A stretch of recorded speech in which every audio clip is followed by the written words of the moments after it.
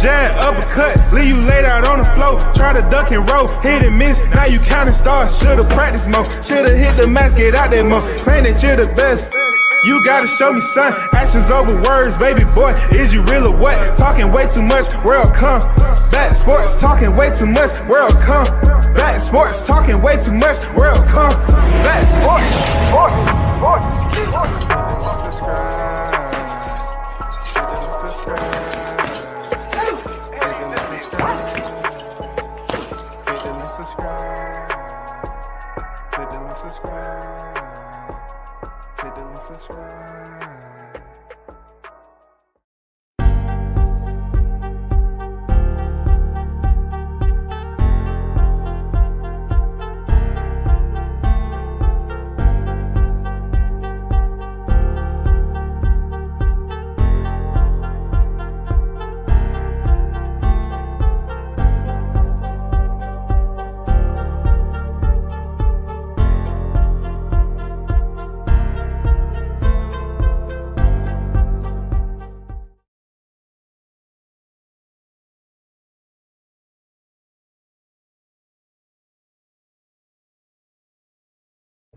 First in the building, Don Vaughn on deck. Salute that WCS in the chat.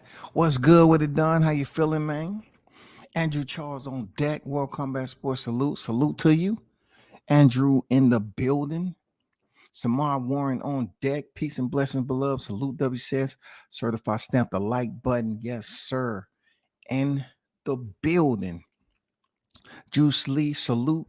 I can smell the fish frying already. 22 days. Yes, man. It is ready. It's prepared.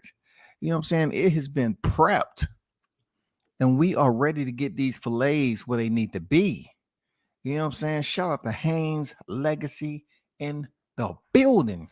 What's good with the Haynes? Salute to you and the fam, bro. Hopefully everyone is well. Big shout out to those who's pulling up tonight. We're not going to be on here extremely long, but I want to kind of touch bases after listening to some of these podcasts. I want to address some things, right? Because there's content always out there. You just got to find the content. We just got to find it. So, as you all know, there's a podcast out here with Fight Hub where you have two primary, and big shout out to the supporters who pulled up. One love to y'all. Appreciate you. Real talk. So, looking at the thumbnail, right? It says no Canelo talk, future fight uncertain. And the title says Spence watching Crawford training regiment knows he can't win unless the fight is fixed. I'm not saying I'm thinking for Errol Spence. I'm not saying that. I'm just giving my opinion based off what I'm about to get to. Okay. So there's a lot of podcasts out here. The closer and closer you get to the fight, you have individuals that's trying to get views and populate freaking clout and put their podcast in the algorithm talking about this particular topics.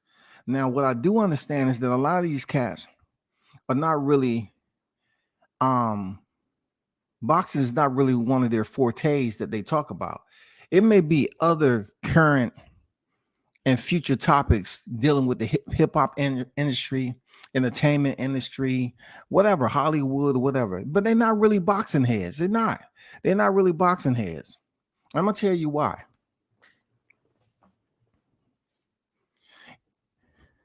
A lot of these cats just found out what the word resume means.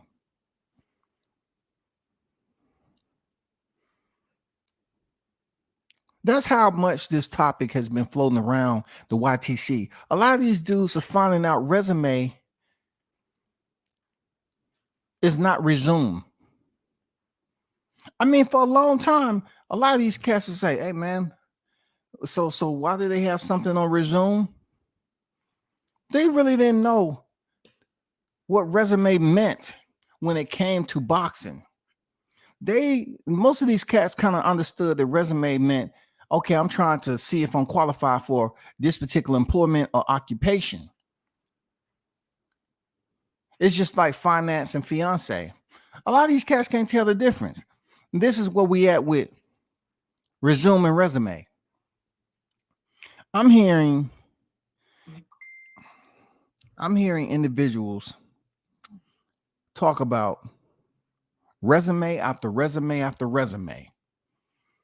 And this kind of, has been the circulatory topic of discussion from casual boxing fans for quite some time. Listen to what WCS has told you from the past, right? I have put it out there several times over. If Crawford's resume has not been up to specs, or he does not qualify to get the respect of those that is viewing his resume as being mediocre, then I ask you, why haven't someone proved their point to be correct? I have rehashed this over and over again. I have reciprocated it. I have given my thought on it. How can a guy who's a 3-weight division champion continue to have individuals who seem to be qualified, who seem to be competent, who seem to pretend like they stay close to the sport of boxing all the time? They want to talk about resumes. If Terrence Crawford's resume isn't up to par, why hasn't anyone before anyone before Errol Spence was able to hand him his first loss? Somebody please tell me that. Because when it boils down to it, we have common opponents that we talk about to boost Spence resume up and to pretty much cast shadows on Crawford's resume. How is that possible? How come no one out of all the undefeated fighters that he fought, why wasn't there one particular boxer to erase that that's on Crawford's record if he was such a subpar fighter? So you trying to tell me all the competition that he had up to this point, including welterweight division, including his defenses of his WBO title, no one was qualified? Per the ranking systems, no one was qualified to stop this man, to stop his winning streak, to hand him his first loss. So let's go back to the infamous Kell Brook and Errol Spence situation. A lot of these guys that I'm hearing talking about, I don't like Bud Crawford's resume, what they really want to say that's kind of off topic of boxing is that they don't like him. And look, these guys may not like Bud Crawford simply off the fact that they really don't know him. They may look at his demeanor.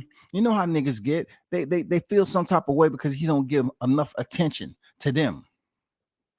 Then you have dudes like I mentioned before on the YTC who are mad because Bud didn't give them the attention that they wanted.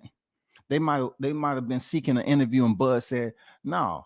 But if they just took a little moment, they will find out that Crawford really didn't F with the media back then. He really wasn't about that shit. He just was about his own business. But let's staple this, okay, so it don't come unravel again. I'm trying to explain something. Let's staple this down so it doesn't become unravel again.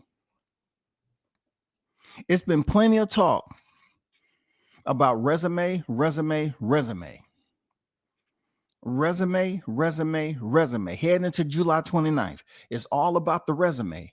And WCS has put it out there. If Terrence Crawford is unqualified to ever be in this position, and he slid and slithered and schemed his way up to this point, then Errol Spence, who has went into previous fights with high-ranking welterweight fighters, should be able to go in here and finish the job in dominating fashion.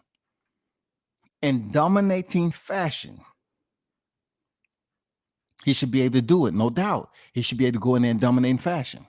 But let's staple something down about Errol Spence and Kell Brook. Kell Brook absolutely deserved more credit than what these onlookers or bystanders give him.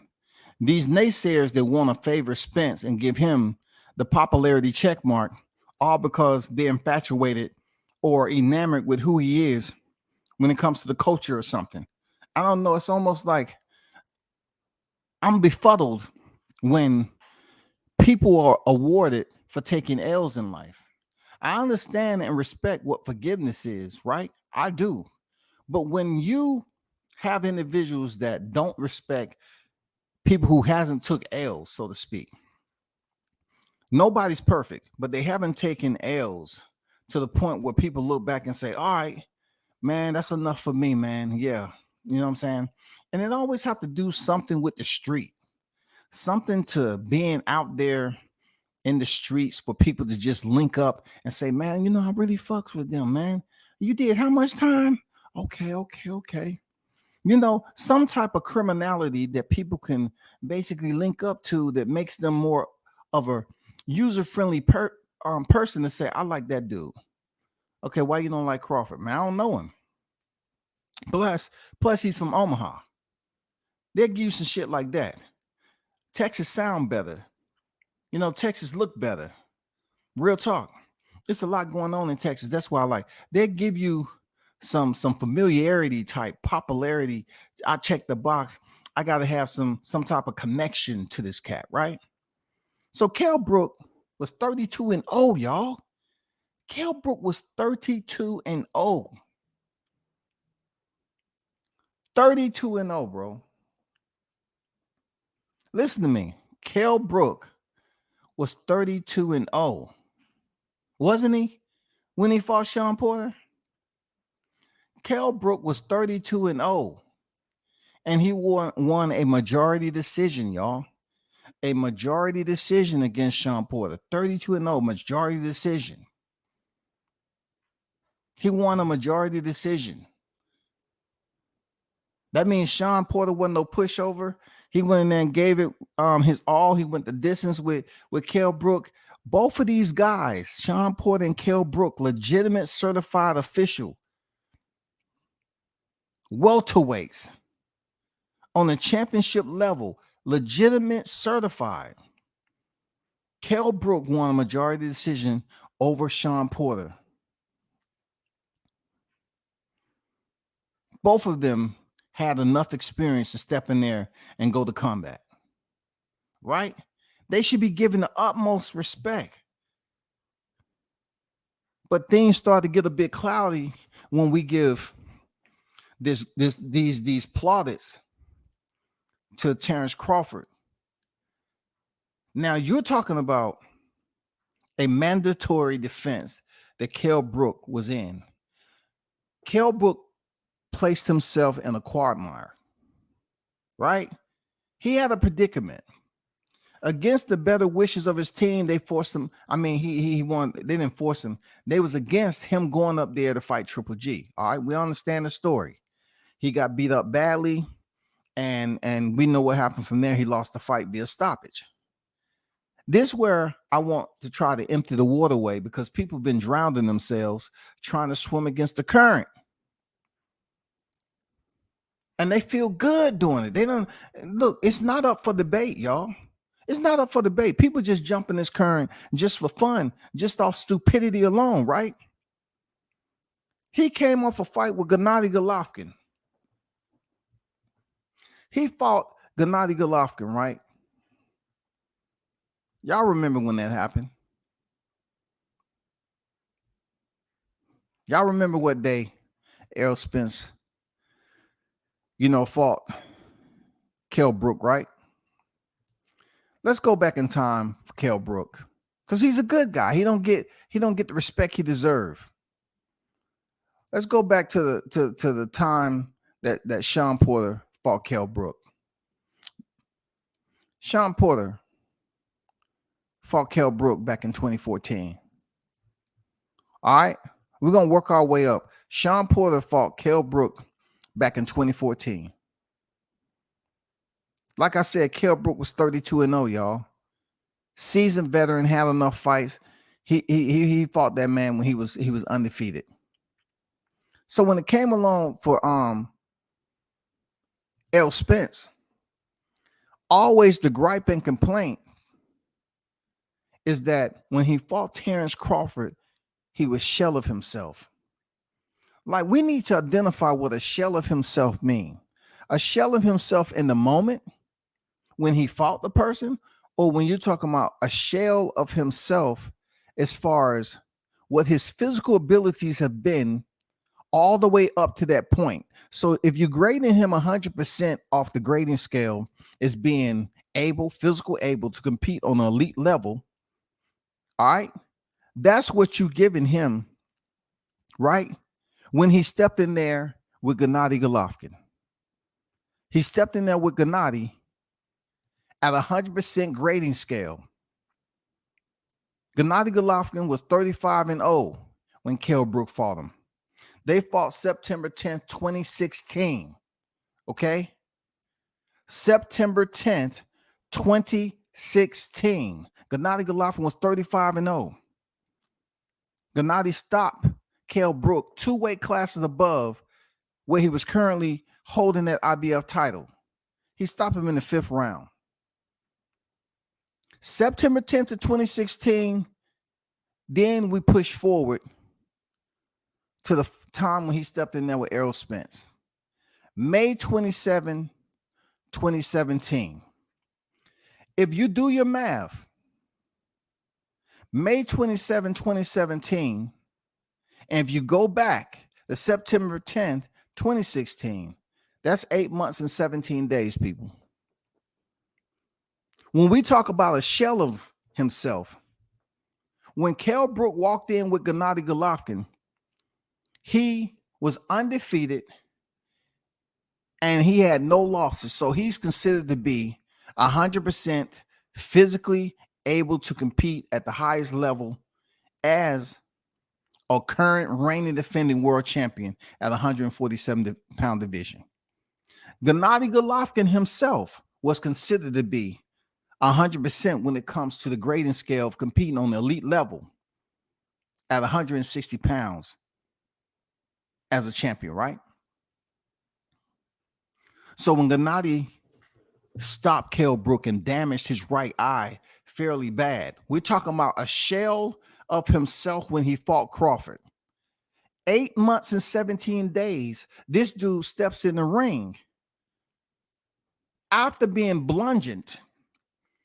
And there's no way he could still sustain 100% grading scale off of Gennady Golovkin and push him back down 2 weight classes in 8 months, 17 days, when he absolutely put in an extension to prolong, to give him more time. No, they denied it.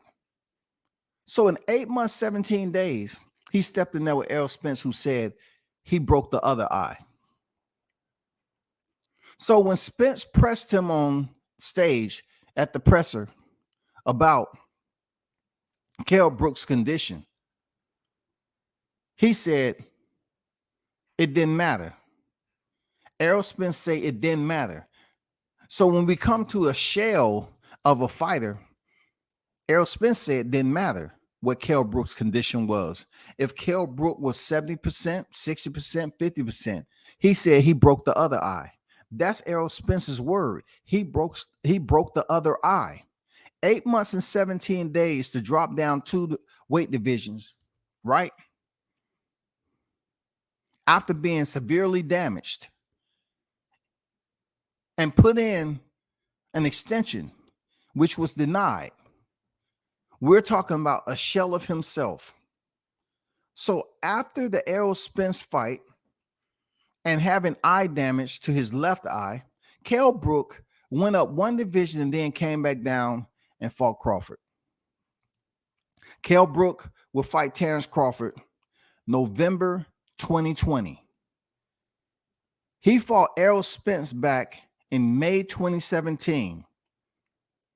Then he went on to fight Sergey Rabchenko, Michael Zarafa, and Mark DeLuca.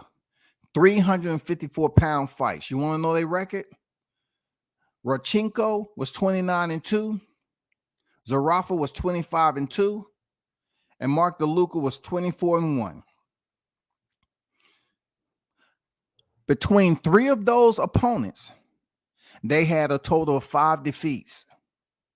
When you hear these guys debate that Crawford's resume sucks just because he fought Kell Brook, who took 3 fights at 154 pounds before dropping down to 147 to fight Crawford, how do they explain? How do they validate it? How do they gather criteria to prove their point? There's no way in hell they can prove their point, because they'll sit up here and tell you just because the names is not Leroy and Tyrone, Tommy D, Bobby Benson, if it's not familiar names come from the US, they say they was bums. But they don't say that shit about Gennady Golovkin, though. They don't say that shit about Vasyl Lomachenko, because they're more popular names of fighters they're familiar with. But see, when it came to Kell Brook, these Rodchenko, they wasn't freaking familiar with it. And it didn't fit the narrative. Between all 3 of these fighters, they had a total of 5 defeats. 5 defeats, that's it. Only 5 defeats. These are 3 fighters that he fought at 154 prior to dropping down and fighting Crawford. Here's another thing. They say Kell Brook was weight drained. You're talking about 8 months and 17 days. We're talking about resumes now. 8 months and 17 days that he fought him coming off a beating. When Kell Brook fought DeLuca, it was February 2020. We all know what was going on in 2020, right? That's a pandemic, right? So he fought Mark DeLuca February 8th, 2020, and he didn't have another fight with Terrence Crawford until November 14, 2020. Is that ample amount of time?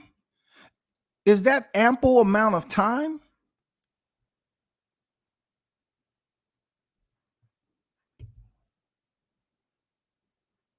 Is that ample amount of time? Because it was okay for Errol Spence in 8 months to face Kell Brook without providing him with an extension. But yet, it was just about the same amount of time, if not just a little bit more, that Kell Brook dropped down from 154. We're looking at Kell Brook dropping down 2 weight divisions from freaking Gennady Golovkin. But when you come over here for Mark DeLuca from 154, 1 weight division, dropping down to face Terrence Crawford, it was over 8 months. And this is without Kell Brook. This is without Kell Brook. Without Kell Brook coming off a stoppage and a fucked up eye. So when y'all dudes out here on these podcasts talking about resumes, I don't like Crawford's resume. At least have the common courtesy to do your research and stop just listening to the YTC and having people tell you, hey, man, if you want to start some controversy, just say you don't like his resume. Okay, what do you don't like about his resume? Well, I just don't like his resume. He ain't fought nobody. Who hasn't he fought, though? So if you look at the common 2 opponents that stand out the most, it's Kell Brook and Sean Porter.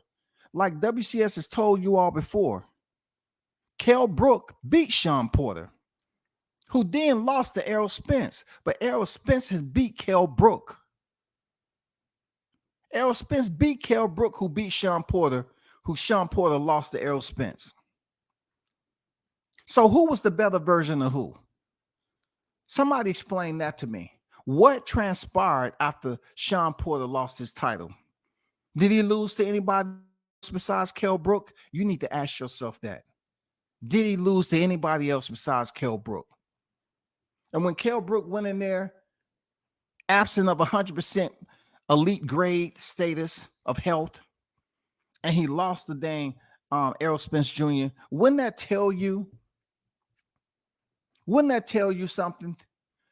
That Kell Brook went into the 11th. In 8 months and 17 days, Errol Spence couldn't get that guy up out of here any earlier than that. And y'all refuse to provide that, allow that man to get him more, extend to improve his health even more so he can be better suited. And you still almost went the distance with this guy. And don't say you was just moving around. You wasn't just moving around. You was fighting him. And this is the Errol Spence before the accident. Before the accident, y'all, I cannot make this up. When I hear these dudes out here talking about resumes, you don't know shit about boxing. I'm not talking about the YTC. I'm talking about all you other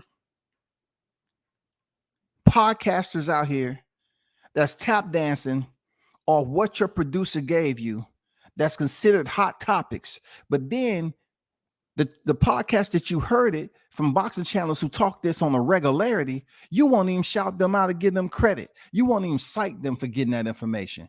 Nor will you take the amount of time and say, look, I'm going to give you this hot topic because it's trending. Everybody, they want to say that to build this fight up on June 29th, the one common theme is Crawford ain't fought nobody. So at least you can do is say, okay, I'm going to give you this, but you need to do your own research as to why you feel the way you feel. If you're going to put this out there to the people, at least have some criteria to back it up. That's all I'm telling you. Have some criteria to back it up. That's all I'm saying. Have some criteria to back it up, okay? I'm giving you a bone. It's up to you what you do with the rest of it. So they continue to say, resume. They want to sit up here and say, well, Spence went the distance that he did with Kell Brook before stopping him. And Errol Spence just want to ride off the glory of stopping an 8 month and 17 days fighter who was just coming off a beating 2-weight class above. But yet, when he came off the DeLuca fight, he had just about that much time to step in there with Terrence Crawford from 1 weight class above without taking any severe punishment from DeLuca. And he had 3 straight wins after the Errol Spence matchup. Now, how can you casual boxing fans, you bystanders, you onlookers, you eavesdroppers, you window shoppers, when it comes to this boxing shit that refuse to do your research, how can you say Kell Brook was a shell of himself? How can you say he's a shell of himself? When after he fought Terrence Crawford, he had a fight with Amir Khan at a higher weight class than 147. How can you even say that he was a shell of himself? What definition of shell means when it comes to a fighter? Does a shell of himself have merit just because you say a fighter shell of himself when you unqualified to medically prognose this particular fighter based off previous fights that he had in combat? Were you there to do medicals on this fighter? No, you wasn't. All you're doing is trying to validate your point because you've playing favoritism on one side of the street. You want to show Errol Spence all this love and affection, but yet you say you're a boxing fanatic. You know fighters take punishment. So how in the hell you can't give Crawford his credit for beating a Kell Brook that was still graded as an elite fighter when he stepped in the square with him? Only because he stopped that man in earlier dominating fashion than Errol Spence Jr. People are looking at it like, well, credit is not going to exist. Your FICO score is not going to increase any with this because we just feel like what Errol Spence did. No, you got to look at 8 months, 17 days, 2 weight divisions higher. No extension permitted. And when Terrence Crawford asked him on stage, he said it didn't matter. So what I'm asking you casuals, you need to say the same exact thing. When it comes to Crawford fighting Kell Brook, the damage, when somebody bring up the damage that he took with Errol Spence, you say, it don't matter. He was still ranked high enough to come in there and fight Crawford. He was still considered a worthy opponent. How many losses did he have when he stepped in there?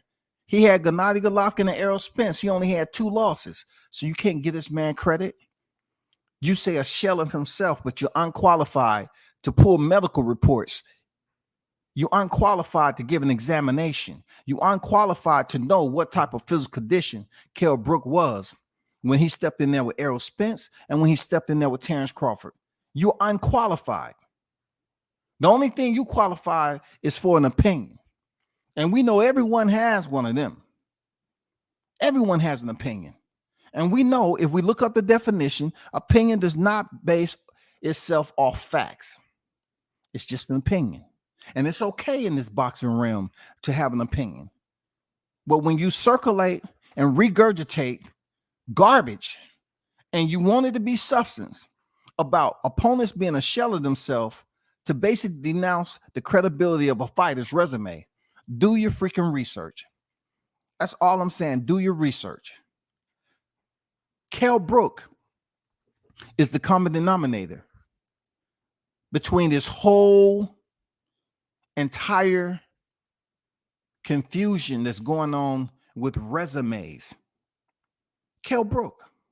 Kell Brook beat Sean Porter before Errol Spence. Y'all not gonna just phase out Kell Brook like this man don't freaking exist. This man absolutely existed. He beat Sean Porter before Errol Spence did. So Errol Spence beat Kell Brook, but the way the condition for which he beat Kell Brook, you cannot overlook it. You cannot jettison it as if it never existed. 8 months and 17 days coming off a beating. A serious fractured eye socket. And as human beings who say they're close to the sport, you're going to look at this and say, well, it don't matter. So if we're playing what don't matter, right? If we trying to play that shit, what don't matter, then you should give full value to Crawford because it didn't matter what Errol Spence did to him. Since Errol Spence himself, the fighter, said it didn't matter that Kell Brook was coming down 2 weight classes, it don't matter that Crawford finished this man in the 4th round, which is several rounds prior to the 11th, if you can do your proper subtraction. It didn't matter. Now let's get to Sean Porter. Sean Porter was the man who stepped in there and lost the majority of the decision to Kell Brook. Sean Porter was the one who was absolutely doing his commentary prior to fighting Errol Spence and prior to fighting Terrence Crawford. Sean Porter went in there, and we're talking about a majority decision. Let's get this straight. Kell Brook was stopped by Errol Spence, right? So Sean Porter goes in there and loses. Sean Porter goes in there against Errol Spence and loses a split decision. Sean Porter fight Kell Brook, he loses a majority decision. Okay? Sean Porter loses a majority decision when he fought Kell Brook.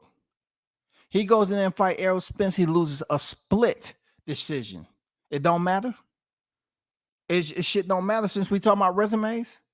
It don't matter? So you take 2 validated, certified oppositions that stand out the most, like neon lights on these resumes, right? Kell Brook and Sean Porter, point blank, period. They stand out the most in these resumes. And the fact that he selected to fight Sean Porter the way he did, for whatever reason, who cares? I don't care. I can care less about it. The fact is, you're supposed to fight smart, and it's a unification bout. So we can't sit up here and say, well, he made it hard on himself because he was gaining weight in between fights. He just made it difficult for himself because he wanted to fight Sean Porter fight and beat him at his own game. That's his decision. That's his incompetence to go in there and try to prove to the people that he wants to beat a fighter at that fighter's own game when that fighter never requested him to do such. Sean Porter never requested Errol Spence to fight his fight. Spence chose to do that. But y'all want to put the bib on the fight and say, oh, he beat Sean Porter. No, he barely squeaked out a decision, a split decision win from a flash knockdown. A flash Knockdown, y'all. So this is what Terrence Crawford and Errol Spence has in common with Sean Porter. Both of these guys was able to score a knockdown. Truth be told, both of these guys was able to score a knockdown. Both of these guys stepped in the ring with Sean Porter and was able to score a knockdown. But the difference is the time vested in this fight. Errol Spence with the distance, like I said, and squeaked, tiptoed, barely made it in a split decision win over Sean Porter, who was knocked down in the 11th round by a left hook. But then when Crawford knocked Sean Porter down in the 10th,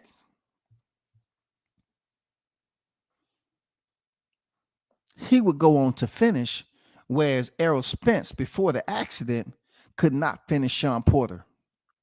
Once again, I tell you that once Sean Porter was dropped by Terrence Crawford, Sean Porter was finished by Crawford. As if Errol Spence, who dropped Sean Porter, he could not finish the job. He cannot finish the job. Sean Porter, once again, both fighters have familiarity with Sean Porter because they both fought him. But Sean Porter did get up from both of these fighters' knockdowns, right? But only one fighter was able to finish him. You can say what you like. You can say what you like about Kenny Porter. Since you own it, since you're thinking about it, since it's natural to you to come up with this information, let me help you address it. When a fighter is in trouble, especially if your daddy is ringside and he's your trainer, respectfully, right? If your son's opponent is inflicting the type of damage that you feel that is endangering or putting him in a predicament that he can cause serious bodily harm, isn't it up to that same person to be in the best interest of the fighter? If his dad thought, after showing up to the fight and going 10 rounds, if he deemed it necessary to throw in the towel, it's still Terrence Crawford gets the credit because he influenced Kenny Porter to get up on the apron and throw the towel in.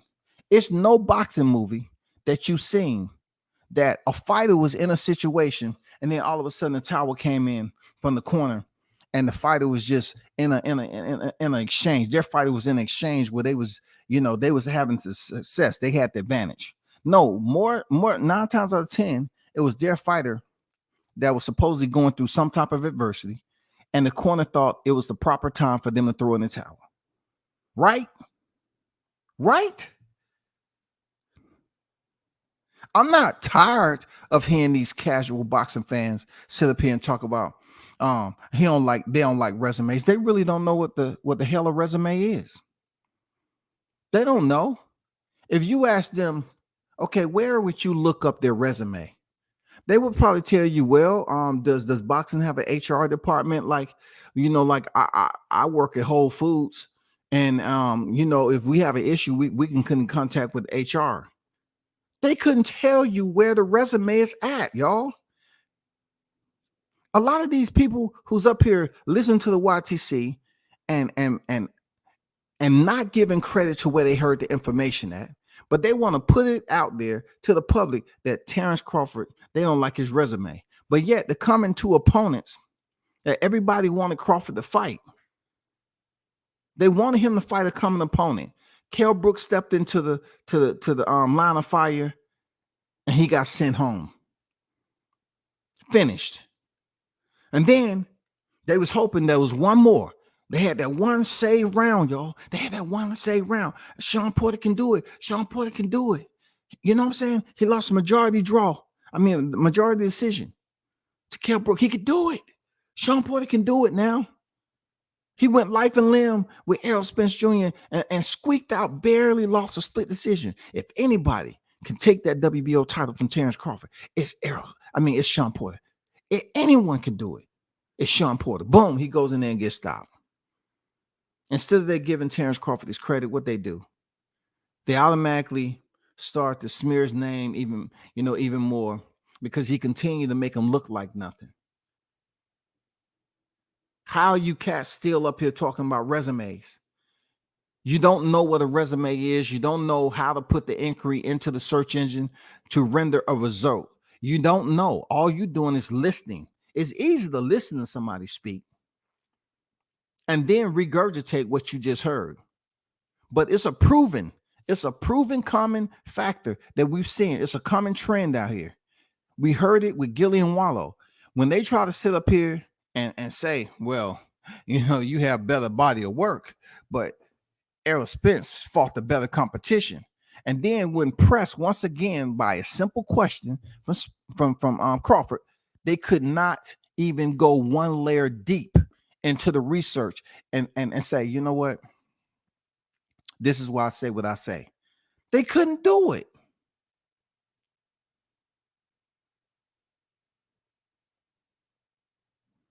They had all these boxing questions lined up for Crawford because Crawford wasn't from their area.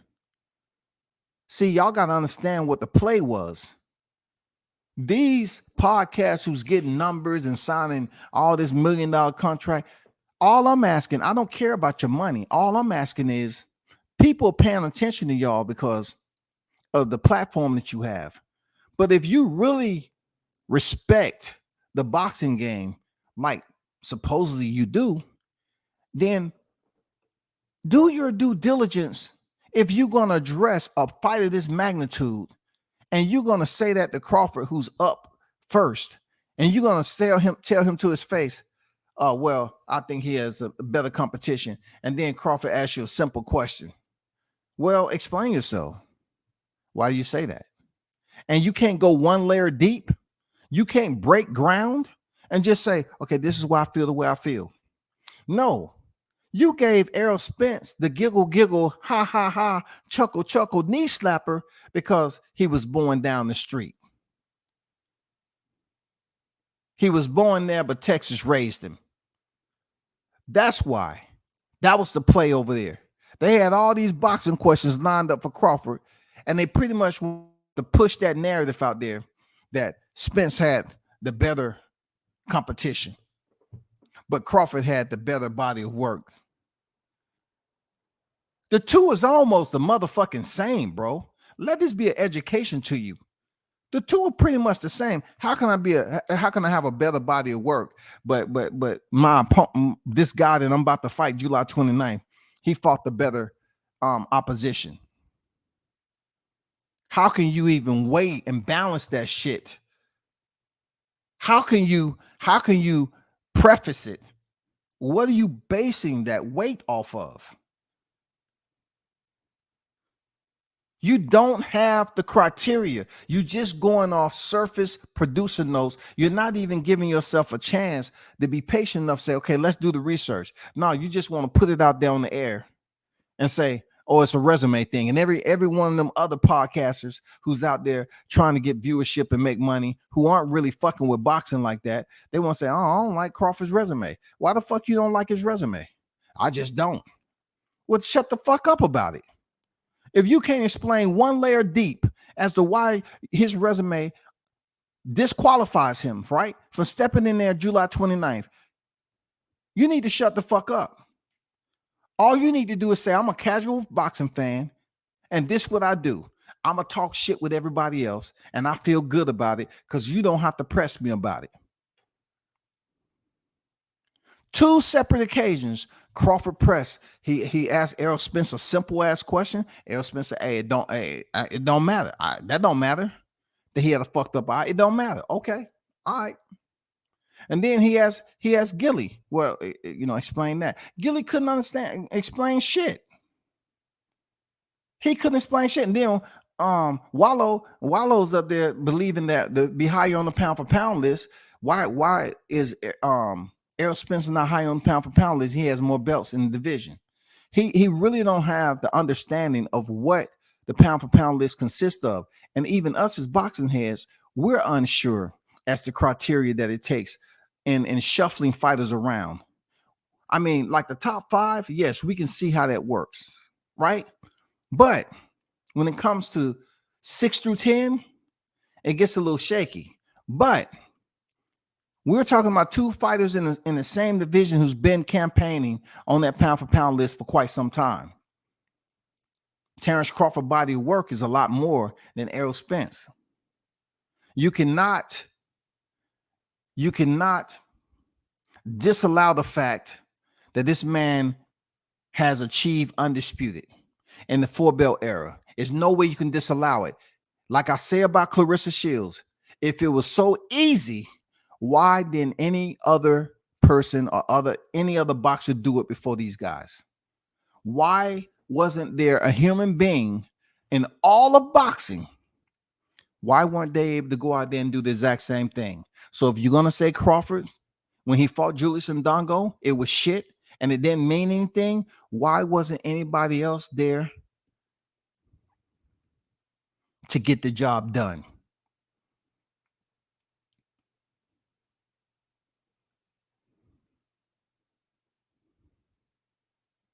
There's too many areas that you can search boxing content. You can just listen to all these channels talk boxing all the time. So if you are retaining information, you archiving this shit, you taking notes. And if it's some type of information that you collect and you say, I'm unsure about that, what can you do? All you have to do is look it up. But some of you niggas don't even know where the resume is at. You busy listening to freaking channels on YouTube that follow boxing and talk boxing all the time, and you niggas will hear something they said, and you won't even give them credit for the information that you just got. You would just take it and you would just say, okay. You won't even give them credit. Well, I got this from so-and-so because you say it's clout chasing. But what the fuck are y'all doing? Y'all same niggas that keep saying Bud Crawford resume. You don't like his resume. What type of human being always talking about, oh, I don't like a resume? Like it's a human. Like a resume has a physical structure. It's a physical being. You act like a resume owes you money. Like you and the resume had a bet with each other and the resume lost and you want to collect, but the resume ran away. Y'all don't have no freaking idea as to the direction that you want to go with this boxing shit, but yet you'll get out here as close as the fight get. You want to say, I don't like his resume. Well, if you don't like Crawford's resume, you definitely don't like Spence. That's just the way life is. They're not mass producing these fighters off the cloning conveyor belt. These are naturally born human beings who can be trained up to a certain standard. Whether that standard is low, medium, high, these fighters are trained up to that standard to compete.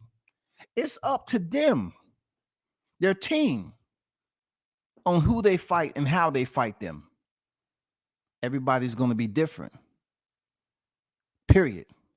Everybody's going to have a different outcome. That's just the way it is when you're talking about a physical art of war where you have a 1-to-1 full contact grading structure. This is graded by judges. It is graded by the rules and regulations of boxing where you can use your left hand and your right hand. You have 2 limbs that you're used to be able to inflict punishment on your adversary. Now, your target location is from the belt line up to the head. Okay, that's just about it. Your hand is supposed to be wrapped specifically per the guidelines with the required equipment called the gloves. Whatever division you're in, you have a designated ounce to that glove. Is it that simple? When we're talking about how fights play out, resume is not a human being. When you say you don't like a resume, then you have to specifically speak about the human being that you don't like from that resume. If you can't find that person, then shut up. If you can find that person, then you have to elaborate as to why you don't like that person when he fought that specific fighter that you saying, oh, I don't like his resume. A lot of you cats out here is just using this talk for fun. You just finding it right now because we have a big fight on the horizon finally. You just want to talk on it. You just want to sit up here and just say, oh, I don't like resumes. What do you don't like? You're not getting the resume out the oven. I don't like how they season this resume right here. That's that. I don't like it, man. This resume is cold. You serve resumes to your customers like this, huh? That's what you do.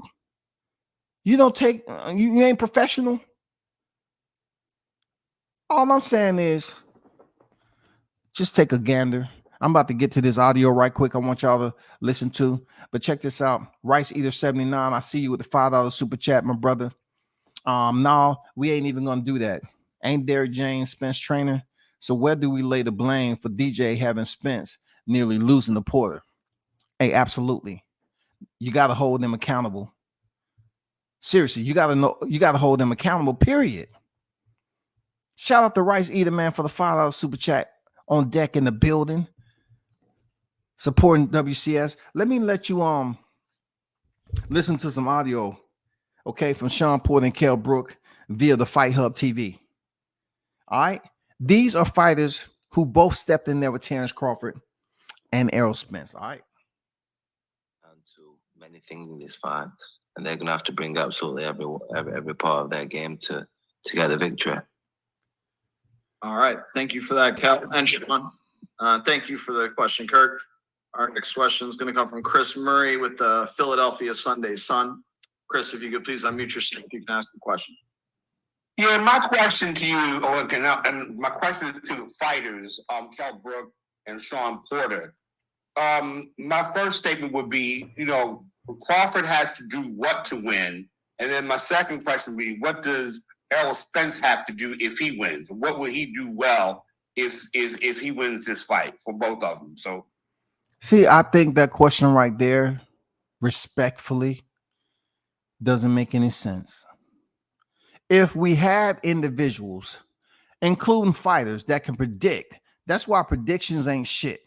Okay, predictions is just a opportunity for someone to voice it that may be qualified to do so, that may draw in the respect of the listeners, and they say, hey, okay, I respect that prediction. But when the fight happened, the prediction is nowhere close to how the fight played out. You asking them to get what they have to do to win. None of these cats have a game plan. Kell Brook is not the trainer of Crawford or Spence. Sean Porter ain't the trainer of Crawford and Spence. Why do you ask questions and say, how do you see this playing out? What do they have to do to win? They have to go in there and implement whatever game plan works for them. And that game plan is offense and defense. starting with, one of you guys can take this first. Go ahead, Kell. I just think that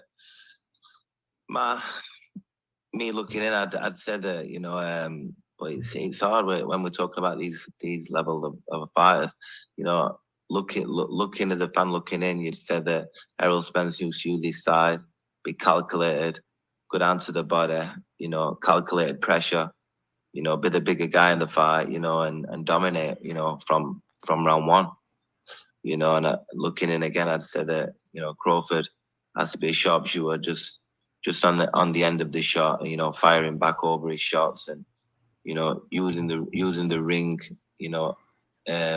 sharp shooting like he does, picking the right shot at the right time, making Spence work when he don't want to work, and just being very clever and sharp shooting and getting the rounds and breaking him down, over the fight.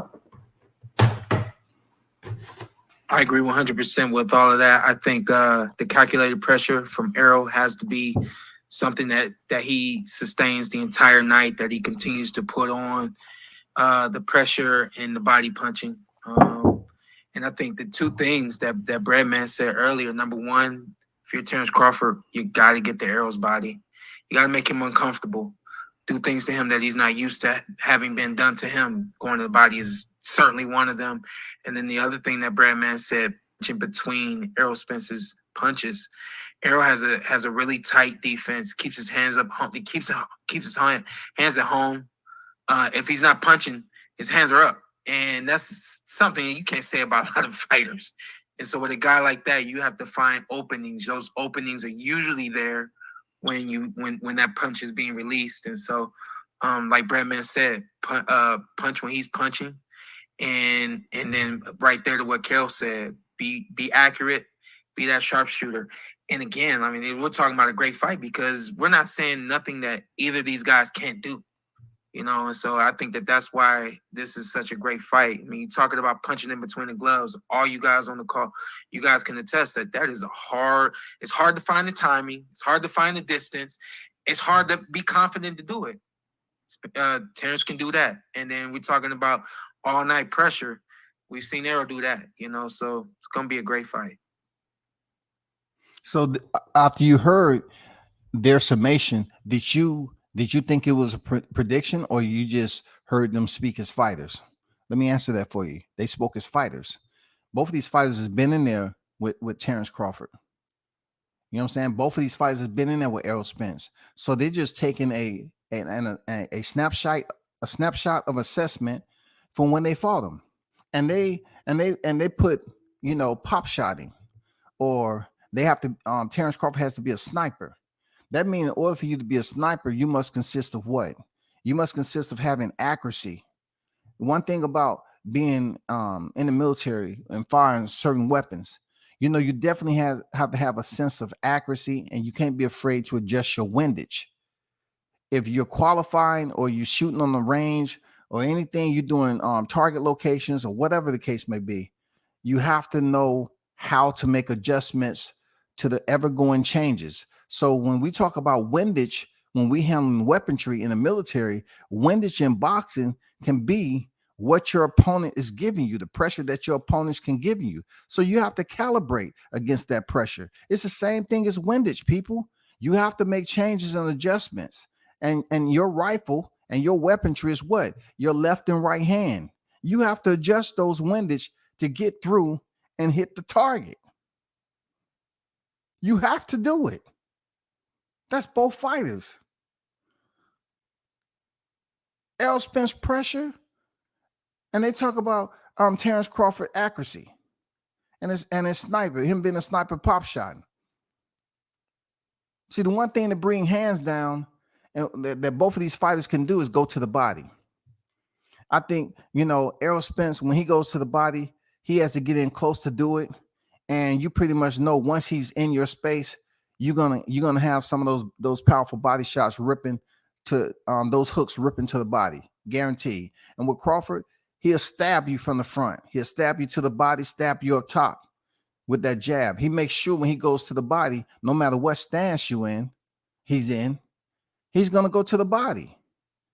He might go to the body and stab you with the same jab repeatedly until he goes up top. One way or the other, he's gonna split the guard, like Sean Porter said. All right. Thank you very much for that question, Chris. Next up, Jonathan Nagyoff for Pro Boxing Fans. Jonathan, if you could unmute yourself, please ask your question. Yeah, this the question for Kell and Sean. If you were both to fight both Spence and Crawford again, what would you have done differently to win the fights? Do you look back and think there was areas where you guys could have exploited them more, or what would you say to that? I'm gonna go ahead and go first. My guy called me. We talked maybe like a week after the fight, and we just kind of, you know, just talking about the fight and all this and that.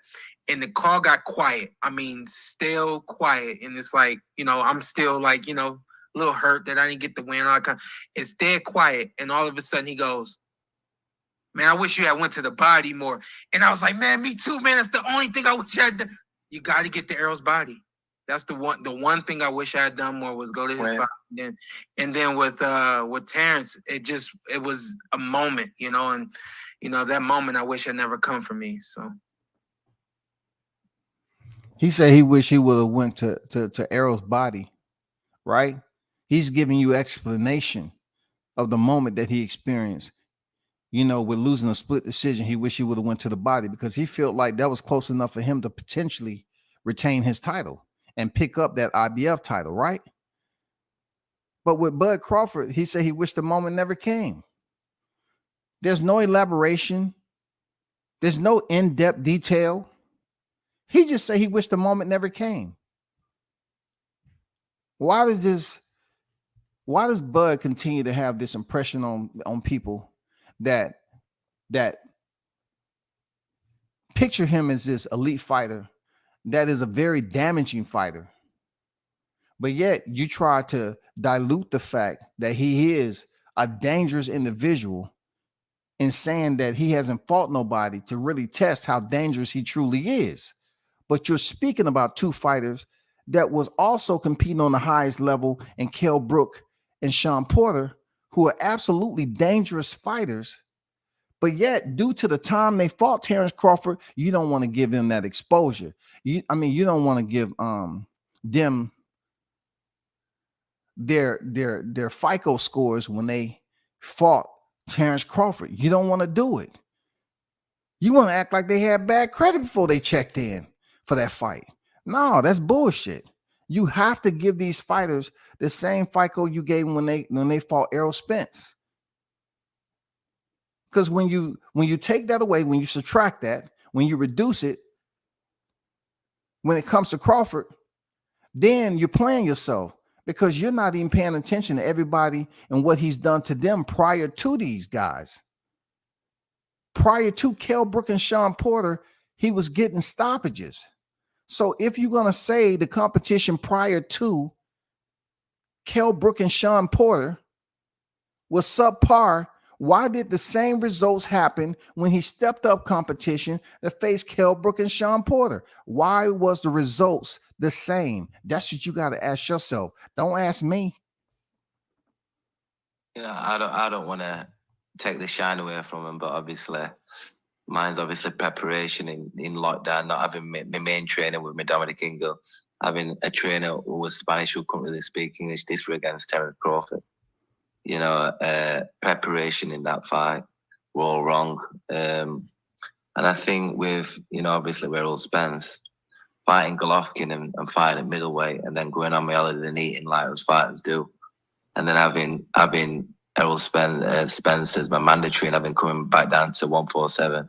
As you know, I'm a huge 147 fighter back then. And, you know, not getting the best out of myself in training and killing myself to make the weight and not being able to put.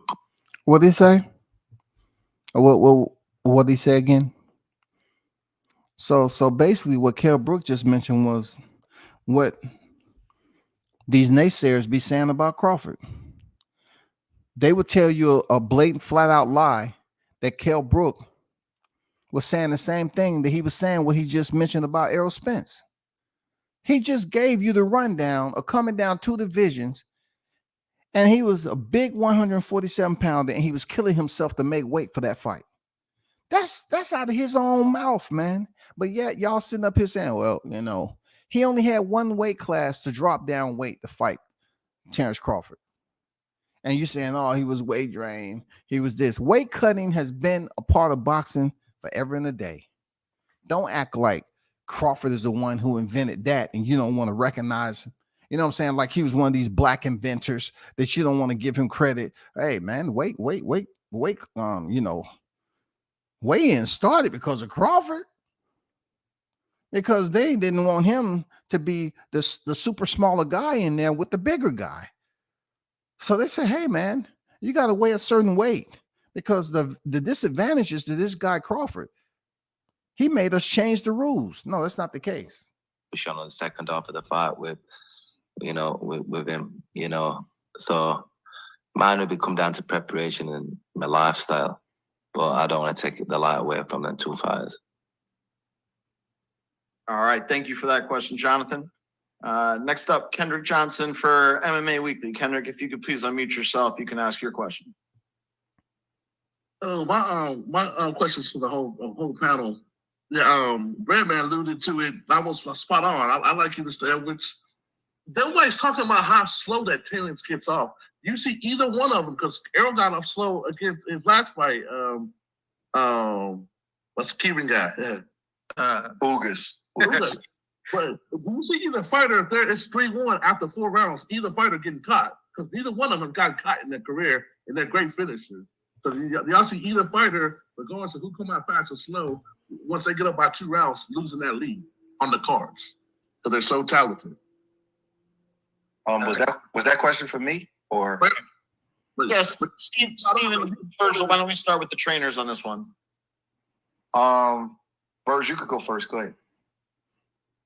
I think that either fighter, either if they're down in the fight, has the ability to come back, even the fight, and even take the lead. I think the first 4 rounds will determine how the rest of the fight is going to go.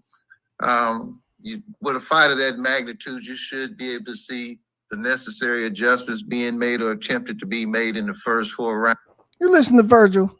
Look, do you listen to the clarity?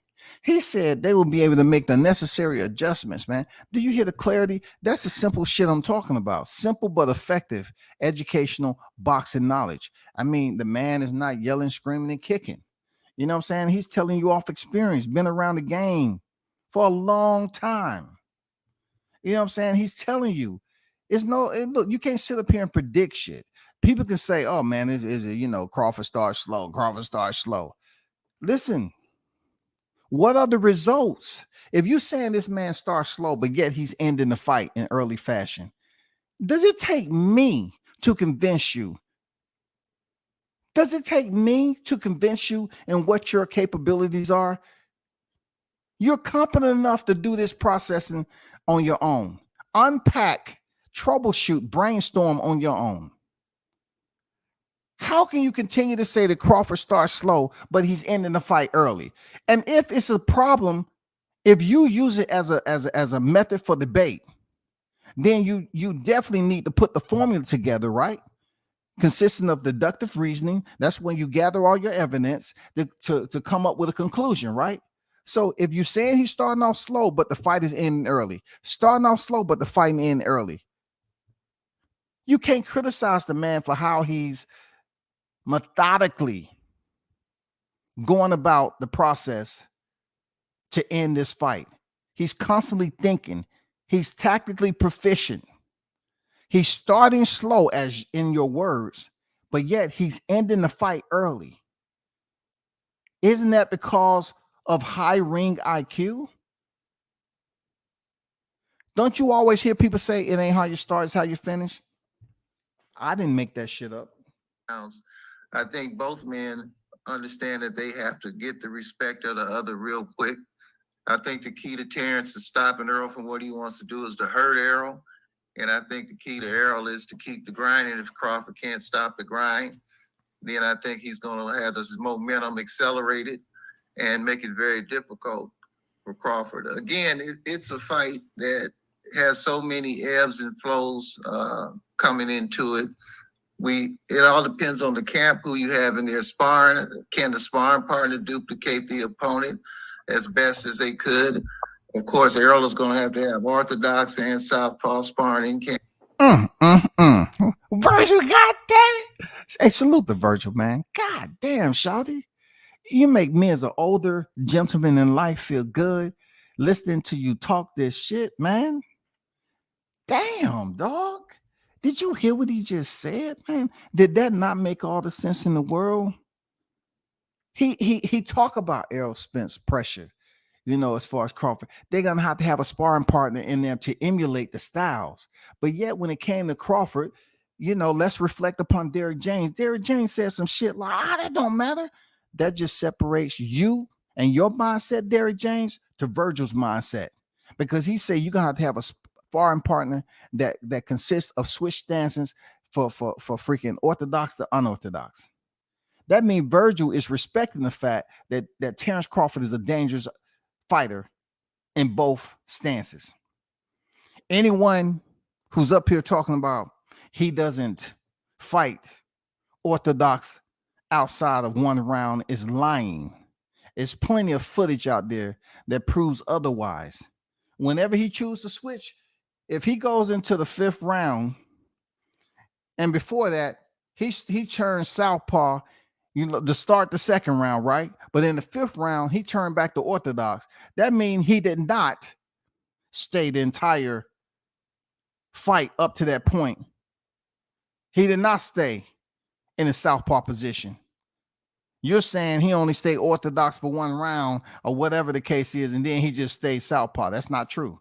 That's false. But shout out to Virgil, man. He said they're gonna have to get a sparring partner to emulate Crawford in the orthodox and unorthodox. That is a man who understands what his experience has taught him in this boxing game.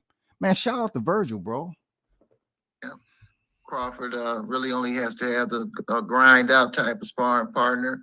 And then it comes down to the subtle things, the real subtle things. I think at some point game plans will be thrown out the window, and I think the instincts of the fighters will take over. Game plans a lot of times can be overrated. It could be down to 1 punch practice on in the gym, 1 strategy practice on in the gym.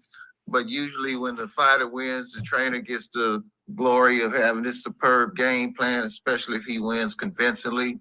And if the fighter loses, we don't talk about the game plan. But I think at this level where they are, the experience that they've had over their careers, I think at some point, whatever game plan you had going on, at some point will go out the window and the instincts of the fighters will take over and they will instinctively adjust. Once they've been in the ring so long, you could have a game plan, but they're in that ring. So you have to watch what they're doing and follow what they're doing and follow that game plan, especially if it's successful. The only time I feel like a game plan is crucial is when your fighter is having a difficult time. And then you have to come up with some sort of strategy to try to alleviate the issues that are going on into the ring. Talking about alleviating the issues that's going on in the ring, right? What is that? A game plan that is right there, right then. That's not something they truly prepare for, because they say, okay, a game plan is really something that comes into play if what you was initially going with isn't working, you having problems. So that's when the advice makes a lot of sense. To, okay, let me try to implement this. Let's just try this out next round. It doesn't mean it's going to work, but I like what Virgil said, man. He believed both fighters may potentially throw the game plan out the window or the strategy out the window. Okay, the strategy out the window. Well, due to a history of fighters throwing, strategies out the windows, offensive game plans out the window, in my opinion, Crawford has proven time and time again that he can delegate that and have 100% success. All we have to do is just look at his welterweight knockout percentage, 100%. And when he throws it out the window like he did with some of his fighters, let's talk about Igis Kavalauskas. He just throwed it out the window. He just discarded it, trashed it, and he went to just straight up fighting. And he's had profound results, very quick, proficient, concise results. So I like what Virgil said on that. I hope that it comes down to both fighters going mano a mano. I really do, because both of these fighters at the end of the day can scrap. Both of them can scrap, man. Spence can fight and Crawford can fight. Who's going to be able to make the better adjustments? Who has the higher ring IQ in the eye of the storm? You know what I'm saying? You're not going to be able to call on a meteorologist for this shit. You're going to have to figure that out yourself. You're going to have to find out where the thunder is coming from and where you hear the lightning. Where you see the lightning. You know what I'm saying? You're going to have to figure the two out. Where's the thunder at and where the lightning coming from? And they're going to have to figure this shit out. The way I look at it is, I think that it's more important for Earl to get a better start than it is for Terrence. I think I'm gonna tell you why. I don't have a pick on this fight yet. I think it's a 50-50 fight. But it's one thing that I've noticed is that Terrence can be in cruise control and not be going like all the way 100% full speed ahead and still get results. With the way Earl's style is, he's more of a grinder. He's not as a dynamic of a sharpshooter where he has to kind of like go a little bit harder to get results. So here's what I think about that. If Earl is going 100% full blast ahead, throwing 70, 80 punches around, and Terrence is about, you know, real smooth, picking his shots, not really throwing much hard. Because you watch Terrence, he throws a lot of touch shots, and then he hits you with the same shot. He'll hit you with a shot at about 60% power, and then he'll come back with the same shot. It'll be like 100% power. And you're like, God damn, where'd that come from? Because he'll just be touching you with stuff. You know, Terrence doesn't allow himself to be carried really fast. So if Earl is going 100 miles an hour and Terrence is about 60, 70% real smooth and seeing everything, and let's say after 4 to 6 rounds, they're even or Terrence is up and Earl's going 100 miles an hour, Earl's in trouble. You know what I mean? So I think that it's better if Earl gets a faster start than with Terrence, because Terrence doesn't need a really good start to win the fight. Both guys are late round sharks, but Earl's style is more physically demanding. He doesn't have that laid back picking kind of style. So if he's down early and he's fighting 100 miles an hour, I feel like that he'll be in more trouble because Terrence has that gear where he could just switch it on and just turn it up. So if he's even with Earl and he's only fighting at about 60, 70% energy output, and then he turns it up, you know, Earl will have a big problem. So that's the one thing that I've seen in both fighters is that Earl kind of goes harder, where Terrence is kind of more smoother and he picks his spot and his energy levels goes up and down depending on what's going on in the fight. If you watch the Porter fight, I told Sean this, I thought Sean was doing great. I thought he was outboxing Terrence for large spots, to be honest. And then somebody said to Terrence outside the ring, was like, yo, you losing. He was like, what? And then he just turned it up to another level. It was weird. You know, I'm not saying Earl doesn't have that gear. I'm not saying that. But Earl's gear is more like, you know, where Terrence is kind of like, oh, I'm right here. Okay, let's see if you can go up here. So that is a little bit important for Earl to get a better start from what I've observed from both guys. Well, that was from Brad, man. That was very interesting because I'm glad he was able to say that, because if I would have had the language or the articulation to put that out through the mic, people would have had an issue with it. They would have said, "No, man." You know, when it comes to W shit, they would have lost their freaking wits, man. They would have said, "Oh, not this again." But man, both Brad, man, and Virgil gave some very, very educated summation on what they think about. They weren't going up there talking about somebody landing a punch. That is one of the more perfect breakdowns without saying, okay, so-and-so is going to land this punch and so-and-so is going to land that punch. He said that Errol Spence is a grinder. You know what I'm saying?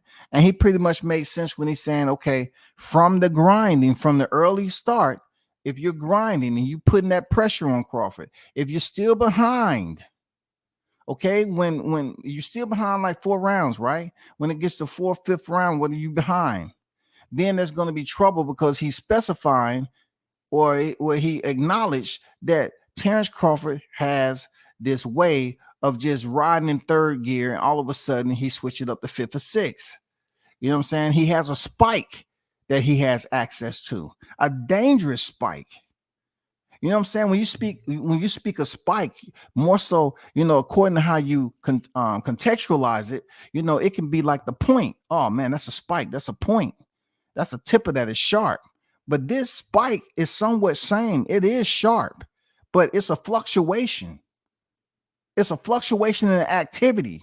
This particular activity can result in bodily harm. Since we're talking about boxing, we're talking about aggressive attachment. We're talking about a spike of aggressive attachment with that particular fighter as delegating their boxing authority on their opponent. And in this case, we're talking about Terrence Crawford delegating his boxing authority to Errol Spence Jr. at a different speed, at a different level. of a different type of energy. When you possess that type of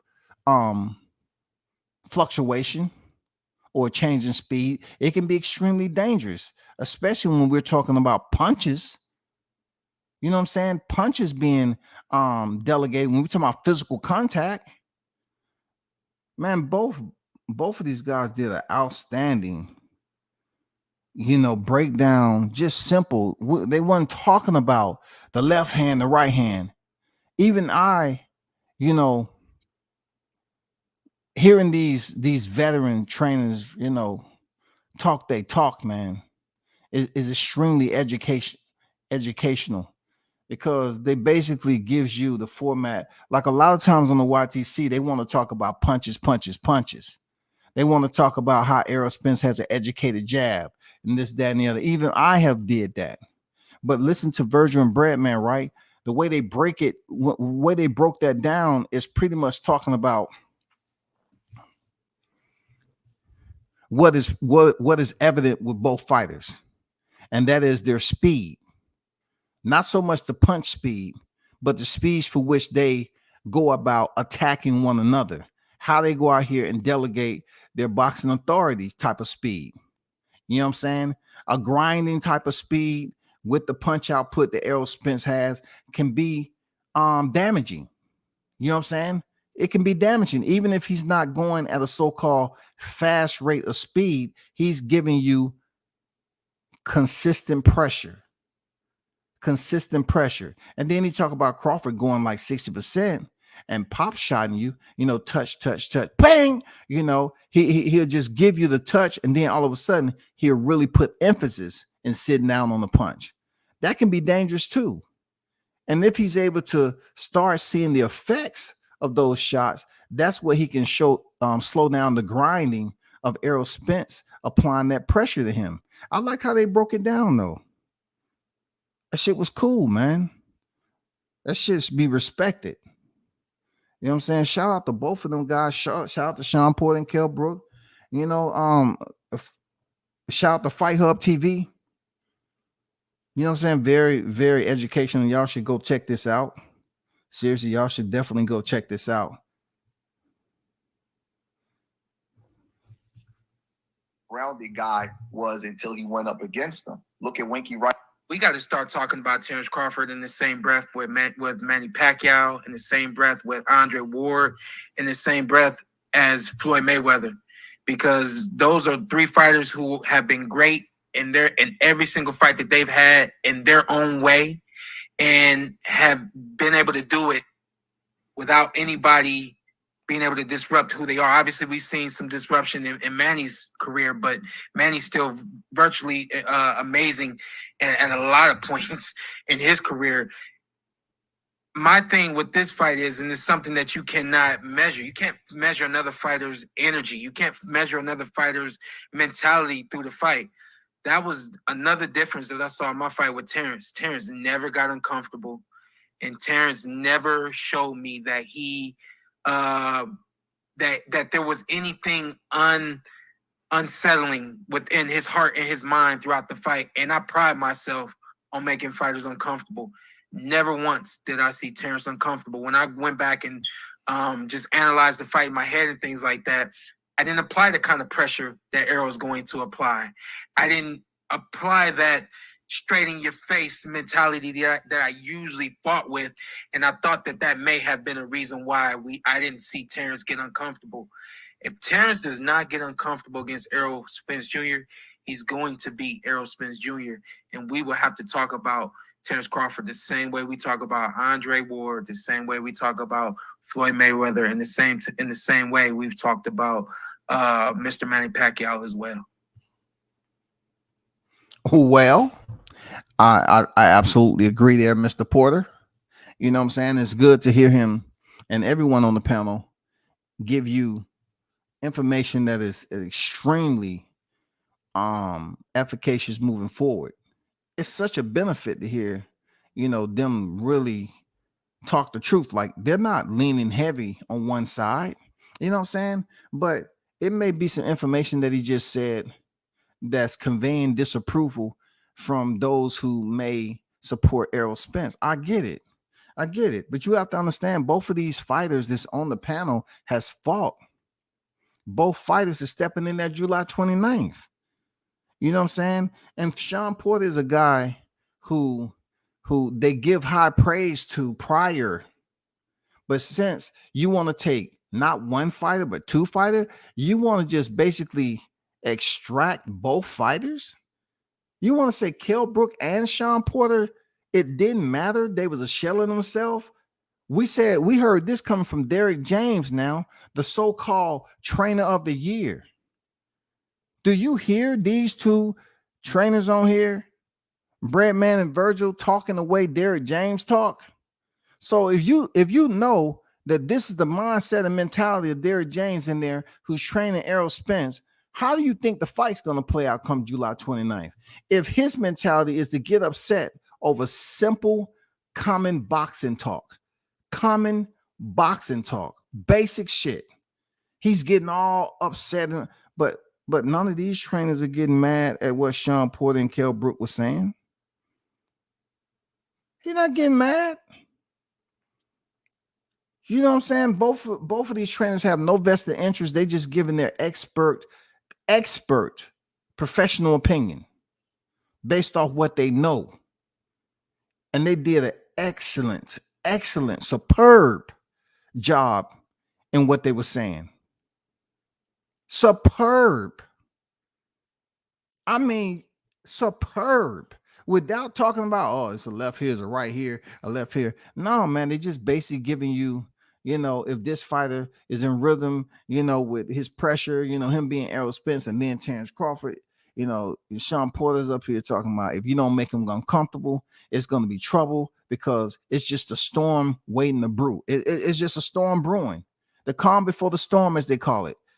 If Terrence Crawford is going 60% and you're trying to get that other 40% out of him and you can't, and by the time you think you're about to, you get knocked the fuck out, then what are you supposed to do? You have to wake up like everybody else, or you have to take the reality of saying, you know what? I knew it was coming sooner or later. I was ready for it. But when it came, I didn't even really see it coming. I knew it was coming. I knew it was pending. It was imminent, but I couldn't stop it once it started to play itself out.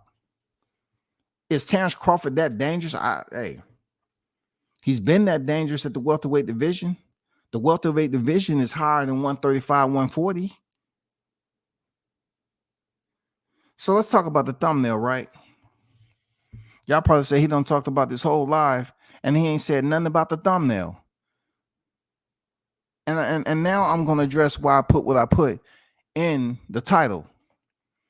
Spence watching Crawford training regiment knows he can't win unless the fight is fixed. Now don't go running and talking about I'm saying the fight is going to be fixed.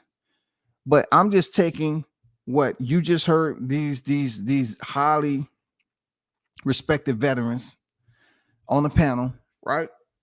You heard what they said. But the way I look at it and my mentality is when it comes to what I've been seeing long before the presser, when you've been seeing, Terrence Crawford being out here and already locked in the whole initiative of him making a phone call to make the fight happen, right? I'm pretty exhausted, you know what I'm saying, with people not giving him credit. That man had a fight December 10, 2022, and he said he called Errol Spence up in January. Y'all hold on one quick second.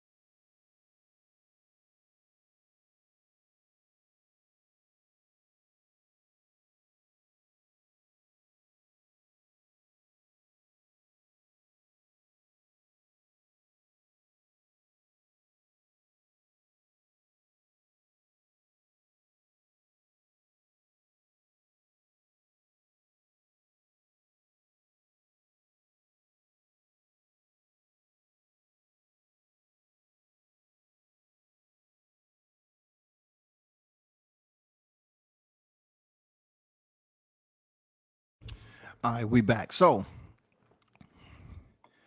I said, hey, yo, Spence watching Crawford training regiment knows he can't win unless the fight is fixed. So when it comes to boxing, we know fights has been a part of politics. We saw the Gabriel Maestre and Michael Fox. The fight was fixed, period. That's after he was caught cheating with his glove, but yet he was provided the opportunity to continue with the match, which he lost, and they gave it to Gabriel anyway. But yet, when Michael Fox submitted a petition, they just ignored it for whatever reason. So don't act like WCS is saying something that's a forbidden language. It's not forbidden. You just got to have the cojones to speak on it. I'm not saying the fight is going to be fixed. I say it's potential. Due to I don't see any capability of Errol Spence going in there, being able to win straight up. We're talking about straight up from round 1 through 12. From round 1 through 12, I don't see it at all. I'm not saying it can't happen. I don't see it when he's facing Crawford. Now, let me explain why I'm saying what I'm saying. I put on a thumbnail, no Canelo talk, future fight, because right now this fight is extremely important for Terrence Crawford. Extremely important for Errol Spence.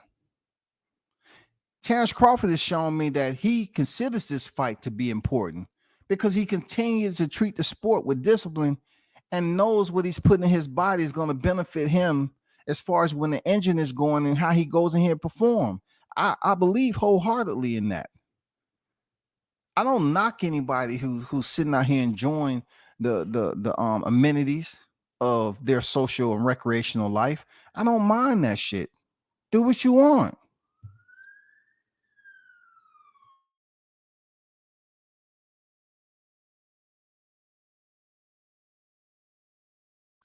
Do what you want with your life. But when you consider to be in a sport which you're using your body to compete, that means you don't have a team. You cannot be subbed in and out of boxing. In between rounds is not subbing out. Once the round ends, you get in the corner, you have a minute, then they call and you go back into the next round. There's no pinch hitting here. There's no team. There's nobody to take your place. You got to compete. So when it comes to Terrence Crawford and how he handles himself, that's the way I feel, the way I do. Over time, he has shown and possessed the ability to maintain discipline. Discipline is essential when it comes to combat sports. Discipline is essential in any athletics, but I'm talking about the art of war. We're talking about full contact sport, boxing, the hurt business, prize fighting. You have to respect the fact when fighters like Crawford go out here and don't indulge, just like Floyd Mayweather. Floyd Mayweather was commended all the time. Oh, he's going on a run. And, you know, when other people are sleeping, he's out here pushing pavement, going on a run, training. You know what I'm saying? Not drinking at the club. If you commended Floyd Mayweather for doing this shit, why is it so damning that you can't commend Terrence Crawford for doing the same thing? Just because he don't have flash, he isn't as ostentatious as Floyd was, you don't want to goddamn give him the props. Floyd did the same thing. Bud is doing the same thing Floyd did. He's maintaining a healthy way of living to be able to compete at a high level. Don't you think you should give him the common courtesy to say, you know what? The reason why you're stopping these people in the way you are is because of the way you handling your lifestyle, or you just want to talk about him being from Omaha. If you're talking about where he's from and what you don't like and his demeanor and not, well, guess what? Deal with it. Then we switch over to Errol Spence. Everything that WCS talks about is not personal with him. It's just a common fact that he has done some things outside of the ring that's going to hinder his performance inside the ring. That's all it is. It's public freaking record. You can't sit up here and be upset or be all disproportioned when it comes to listening, all because you don't like what I'm speaking on. Y'all can find all these areas to speak about with Crawford when it comes to his skill and his resume.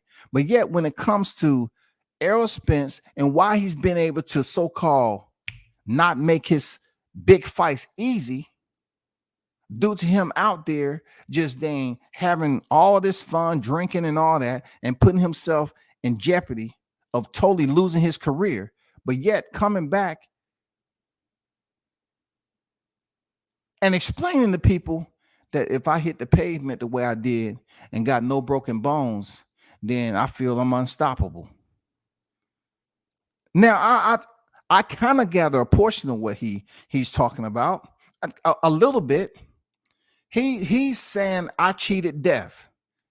I put myself in a very vulnerable, negligent position, and I was ejected from a car, but I survived. So in his mind, let me speak for myself because I can't speak for him. If I was in that situation, everybody's mentality won't be the same unless your mentality was like that before you actually hit the pavement. If you had the mentality that you can pretty much cheat death and God is on your side, even though you are here doing ungodly things, and I'm not the one to sit up here and place judgment, a finger point at Errol Spence, but if you're doing ungodly type actions out here, but yet during the accident, you feel that God saved your life, then his mentality when he continues to heal is like, hey, I was thrown out of a vehicle. Yeah, I may have knocked out my teeth, but guess what? I survived. No broken bones. I'm a savage. That was his his tweet. No broken bones. I'm a savage. So his mindset was like that before he even ejected out the car. He just didn't get that mindset. To me, his mentality was that before he had the accident. But the whole reason why you was even in an accident to begin with is my argument. My argument as to why you playing catch up with Terrence Bud Crawford is not going to work July 29th. It's just certain areas that you cannot cheat code with. He is one area in boxing there, Errol Spence, that you can't play the cheat code with, bro. You can't play the cheat code with this dude. You may have felt and you desired it that it was okay to say, okay, I can go in there less than 100% to face Danny Garcia and Udinas Ugas. Okay, I was good. I still was going to dog walk him anyway. Okay, cool. All right, cool.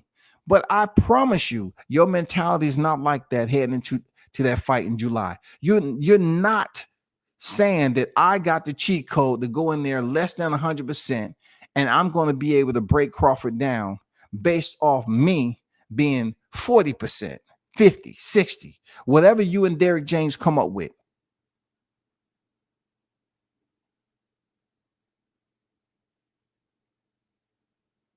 No one is going to believe it. I don't believe it. I think at this point in time, like I did the live stream, the easy route ruined you. The entire time you was collecting belts and your people was out here talking about you was doing all the heavy lifting. All I was saying to myself, you can lift all you want. But how fucked up is it to do all that lifting only to drop those titles off in Omaha? How fucked up is that going to be? It's not the fact that you're hand delivering the titles. It's the fact that you couldn't hang on to the titles. So in reality, everything that you was doing while you was doing the easy route,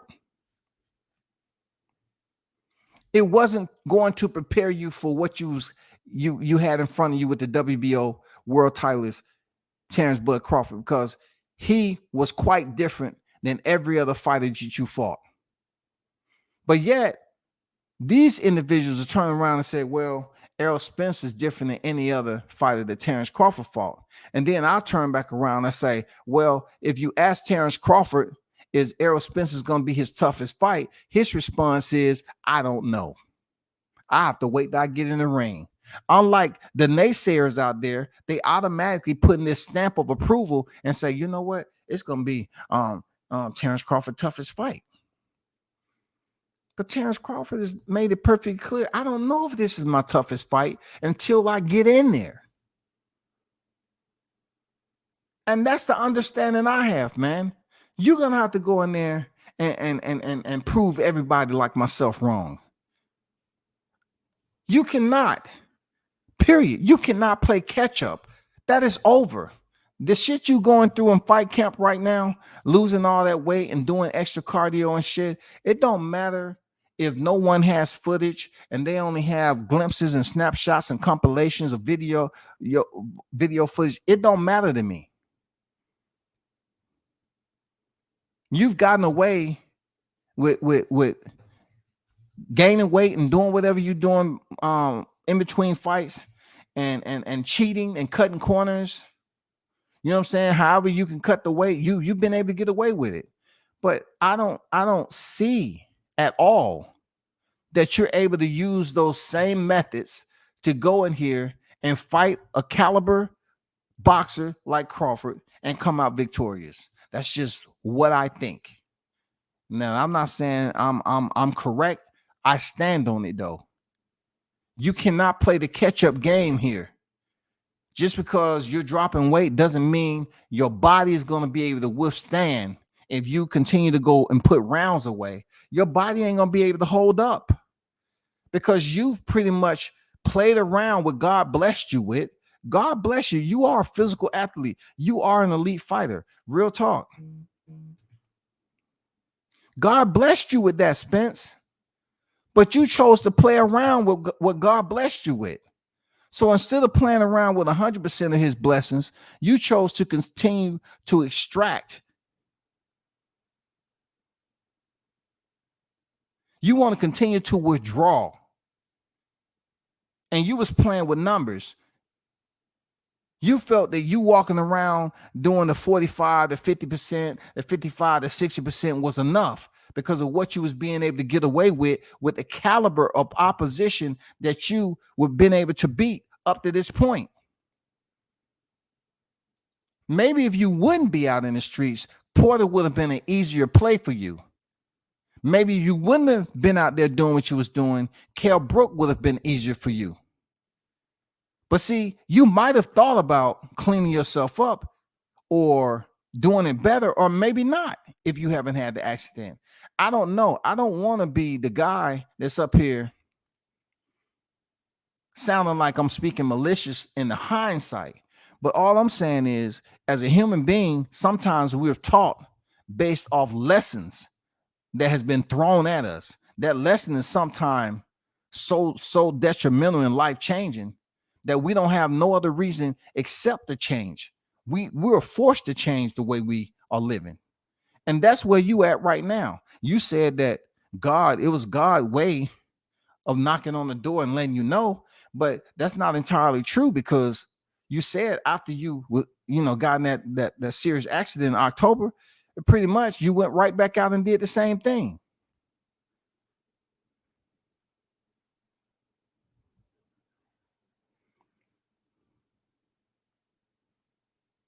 I'm not here to keep on bringing up the same thing. This won't be the last time I talk about it. But truth be told, right? I'm not sure if the accident wouldn't have happened after Sean Porter, you would have changed the ways. You know what I'm saying? Because it wouldn't have been nothing in front of you to say, hey, I may need to slow down. Because even with God knocking on your door, right? It still didn't stop you from going back to the club. So I'm not sure if your mindset is mature enough to say, well, after I beat Sean Porter, I would have not taken that ride that night. I was good. I knew I wasn't supposed to be behind the wheel. Cool. I never should have got there. I don't know if you had anything in your life to dissuade you from taking that ride. So you would have had these individuals that's at the top of the food chain when it comes to boxing talk, boxing experience, boxing training, right? Let's just say you didn't have the accident. If you would have took the older Spence with people, when I say older, I'm talking about the previous Spence. If you would have took that Spence, the stronger Spence, as they call it, the one without the teeth being knocked out and the head trauma and everything else you experienced, then the conversation for this fight would be a bit different. They would be like, hey, this is going to be a 50-50 fight. It wouldn't be no accident up there. People are being nice, really. People being nice, man. They say, oh, it's going to be a 50-50 fight. It's going to be a 50-50 fight. But I don't see it that way. You have to prove it's a 50-50 fight come July 29th, because I don't think you're at 100% to go in there and put such a 50% effort to break down Crawford mentally, physically, and spiritually based off what has happened to you in your life, brother. I don't think you can do it. You may have gotten away with everything before with those oppositions and all that, but I'm really thankful that you survived. Real talk. I'm not that dude to sit up here and wish nothing bad on you. I'm glad your kids are able to have access to you. You know what I'm saying? In a form that they deem natural. You know what I'm saying? They're able to talk to you and carry conversations. I'm happy.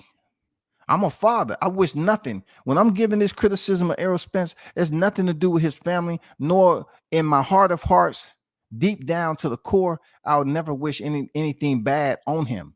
But since he does have information that's public record, all I'm saying is you have been able to use the cheat code with those individuals that allowed you to execute the cheat code, and you came out successful. With Crawford, you're not going to be able to do it. And with that said, that's why I say everybody was talking about this Canelo talk. Okay. Oh yeah. You was on a podcast and I heard you say in Fight Hype that you acting like you really don't know who, it's a deal, but you really don't know who's attached to that 3-fight deal. Even though word came out that you are supposed to be the second opponent in May or whatever, right? That's saying that regardless of what happened with Mel Charlo, there's still going to be another name over here at PBC that's going to fight Canelo next year. You said you made it seem like you didn't want to talk that Canelo talk no more. And that tells me you're further along in training right now, and you have other thoughts going on in your mind. Because prior to anybody who addressed you or asked you anything about Crawford, you pretty much put up Canelo Alvarez. And guess what? A person like me look at that and say, I can understand why you was putting up, Canelo's name, because you wasn't in training camp for Terrence Crawford. Did you hear what Virgil said? He said they need to have sparring partners that's able to switch stance. So you might want to let your coach know, because your coach say that shit didn't matter when he was on Marco freaking panel. He said the shit didn't matter. So somebody should relay the message that Virgil said you should have sparring partners in there. So if by chance you only training for a southpaw and you think your pressure is going to influence Crawford to just come out and fight southpaw stance, and that's what it's going to be the rest of the fight, you're going to prove my point. You're going to prove my point. Somehow, some way, I just believe that the people that's supposed to be teaching you are not going to be able to prepare you through instructions to go in here and beat Crawford. I've seen too many fights where y'all wasn't listening to Derrick James. And I don't think Derrick James himself is going to be able to use a cheat code against Crawford come July 29th. I don't think you can do it, DJ. I don't think you can do it. I don't think you have the game plan that you're comfortable with to go in there and lift that WBO title from Crawford. I don't see it, bro, at all. With my eyes open, I don't see it. I don't see it for Spence, because I just think you have cheated for so long when it comes to maintaining a healthy lifestyle. You have cheated yourself so many times to the point where you finally had that incident that changed your life forever. And with that forever that I'm talking about, that little part of you and then some is going to be needed once you step in the ring in the T-Mobile Arena. You're talking about a guy who I'm looking at Crawford's training videos and all the strength and conditioning, everything he got going on. And the man is up there. I'm talking about doing shit. He's not laying on the fucking floor with a strength and conditioning. This man is going through freaking exercise after exercise of the exercises, man. Routines after routines after routines.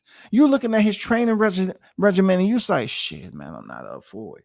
The reason why you're not up for it because you have so much weight to lose. You have so much weight to lose. And you know, if you was going to entertain this fight when Crawford called you in January and you say you're the one who made this fight happen, that one question that's just right there. You telling people that you made concessions and all that. Why did you make concessions? If you made concessions to Crawford, you must believe that this man deserves it and he's a dangerous opponent. You know what I'm saying? And he's worthy of those concessions. Now, I don't know how a B-side fighter who's unqualified to be in the ring with Errol Spence would convince Spence that nobody's talking about when it comes to the Errol Spence fans. How can he convince Errol Spence, who's attached to Al Heyman supposedly, how can he convince him to give him concessions? So with that said, he's not talking about fighting no Canelo because he has to get through a toughest fight of his boxing career. He has to get through, he has to get past Terrence Crawford without using a cheat code. You know, that cheat code got even worse when that fight was going to be in Vegas, if you know what I mean. That cheat code got worse when the fight was not going to be in Texas, if you know what I mean.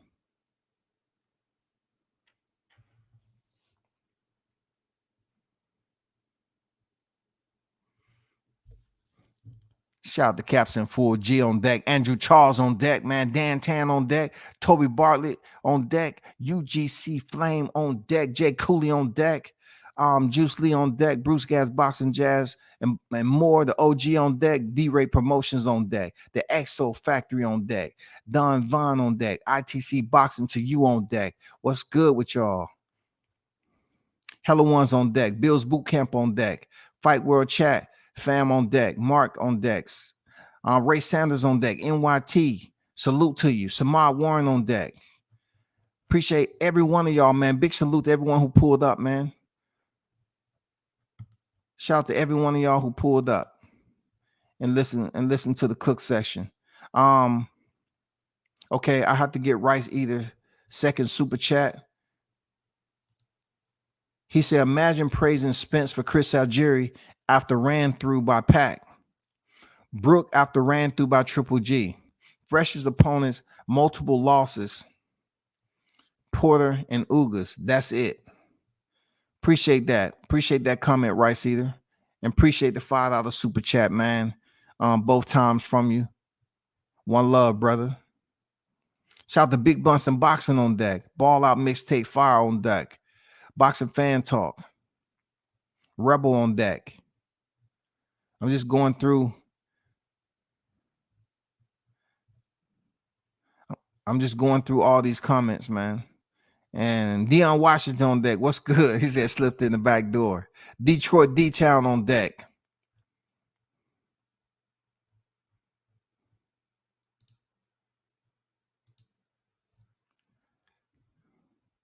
But hey, the reason why I say he's not talking that Canelo talk because training camp is much difficult than he thought. You know what I'm saying?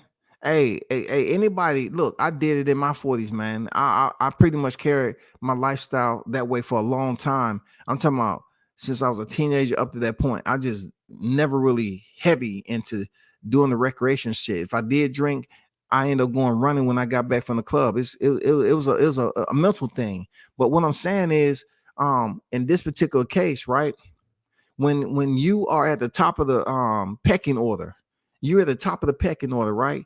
And I always emphasize contact sports, man. You have to put your body through damage doing training with sparring and also go in there and fight and take damage. All you doing is removing a piece of headgear.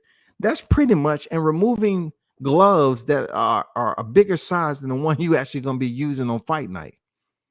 But he can no longer, at this point in time, for the remaining 22 to 21 days, probably 21 days now, speak of a Canelo fight because he's unsure of how this fight is going to play out for him. Serious. If he goes in here and get knocked out, it's not going to be no Canelo fight. So therefore, when Spence was talking about he don't know it's a 3-fight deal, he don't know anything about it, that's because his mindset right now from losing that weight, dude is not in a happy place, bro. I'm looking over here and I'm thinking I'm looking at a P90X freaking training video with Crawford, and then I look over here, it remind me of Mr. Rogers' Neighborhood. I wanted to go goddamn get some Jello. Hello, everyone. Mr. Rogers' Neighborhood. I'm like, what are we doing? We laying on the floor, kicking our feet up? Like, how can you be burning? Look, dude, do you know who you about to step in the ring with? Bro, what? Come on. Help me understand. Help me. Why are you all, look, first of all, why is your strength and conditioning coach showing you exercises? And those exercises are all on the floor. I don't get it at all. But when I go over here and look at Crawford's videos, this dude is full speed ahead, full blown, goddamn combat tactical obstacle course, strength conditioning, running with weights and lifting and all this other shit. Dude is just like on a mission, man. Like Crawford is just on a mission over there. Y'all should really like take a peek over there. He ain't laying on the floor. You know what? To be honest with, I don't even think Crawford can ever be seen with a strength and conditioning coach on his stomach, right? Being shown to exercise. I just don't see it. This shit is the funniest thing ever, bro. You have you have one of the most toughest fights. You have one of the most prestigious fights of this era that has been spoken on so long. You have to go in there and prove to the people that you deserve to be ahead of Bud Crawford on the pound for pound list, and in every boxing conversation, therefore. We're going to do away with all the boxing talk before then, but you have to prove to the people why you should be in a different, why your placement when it comes to Crawford should be in a different light. You should be ahead of him. You know what I'm saying? You have proven that you was better. You're going to have to go do that, man. You're going to have to prove that to the people. And I myself, I just don't think you're capable based off what you have done to yourself in the past. And I don't think Crawford is one of those specimens in life, those athletes that you can run the cheat code on. I don't see it there, Spence. I don't see you being able to successfully break that man like you said. I don't think you can do it. And don't let my words motivate you. I don't think you can do it in the most respectful way, because you cheated. You've ran a cheat code so many times, and that cheat code is not valid when it comes to Bud Crawford, bro. It was valid for everybody else, but it ain't valid for him because he ain't them. I don't have to compare Errol Spence to anybody else that Crawford has fought. I'm comparing Crawford to facing you. If people are saying they haven't seen everything that Terrence Crawford has to offer, I'm saying the same thing. I don't think you can handle what you haven't seen and what he has to offer, bro. I don't think you can handle it. I don't think you are at a level. I don't think you're at that level based off what you have went through, where you at now. I'm not for sure that your mindset is 100% sustainable when it comes to being focused, dialed in, locked to push through the weight cut for this fight. And I'm not just going off pictures. I'm just saying, as experience, I know weight cuts can feel like death. Weight cuts are bad, especially when your body just the weight cuts are bad, man. You know, the recovery period, just going through the recovery period, the soreness and everything, and getting yourself, back into it, having to go train and then do cardio, and then you got to eat, and then you got to go train again. and then being hungry in between those little light meals that you having. When your body get depleted of carbs, it start to become a whole nother personality. Taken from somebody who know. When your body starts to deplete from carbs and you used to eating a certain amount of carbs and you feeling good, you just eating anything. When your body start to deplete, it takes a certain window for your body to adjust and acclimate to the smaller amount of carbs, the measuring of your meals to get your body in shape. So you have to go through that, go through training, recover, eat your meal, get temporary satisfaction until the point where you get hungry again. And then if you do sneak and cheat something as far as your nutrition goes, you got to do it with understanding that either you're going to do extra cardio or you're going to wait the hell week and not meet your weight goals. And then you have to be shaken out prior to the weigh-in on Friday, on July 28th. You're still going to be shaken out. And you know damn well that requires energy. You want to be already on weight. I can guarantee you Crawford is. Crawford is going to be up in that motherfucker like he always do. Not worrying about a thing, you know, close to what his weight's supposed to be. Well, I hope you and Derrick James ain't walking around there super grumpy. Come on, man. Goddamn, get that last pound off, man. Goddamn. Get that last pound off. I mean, I don't want to hear that. I don't want to hear it. I don't want to be over there with my camera rolling and get that camera off me, goddamn it. I heard what you said. Get it off. No, I'm just here to see if y'all lose that last pound. That's it. Worry about that last pound. That's it. But y'all, truth be told, man, I said what I said. It's nothing personal.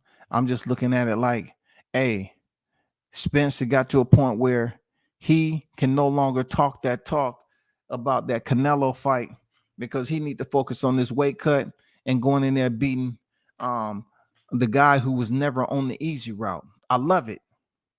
I love it. I absolutely love it. I love how these individuals that was the naysayers and talked all that shit, how they have to come up here and understand the reality of what's about to happen July 29th. I love it. I love it. Y'all sit up here and adore the easy route when Crawford was never on the easy route. And y'all wasn't even thinking about it in that light. I was. I said, guess what? Guess who's not on the easy route? Guess who's not on the easy route, but yet he's on the route. He's on the route. He's not on the easy route. He's on the route, though. He's the last one that you have to see. And unfortunately, if you would have took the fight ahead of time, you know, before he got totally acclimated to this, maybe we would see something different. You know, you would feel more comfortable going in there fighting Crawford. But no, you let this man get absolutely acclimated to knocking dudes out. And you want to take all those 3 titles and say, hey, man, I'm ready. You sure? Yeah, I'm ready, man. I have no choice, man. We signed the contract. Okay. I'll see you then.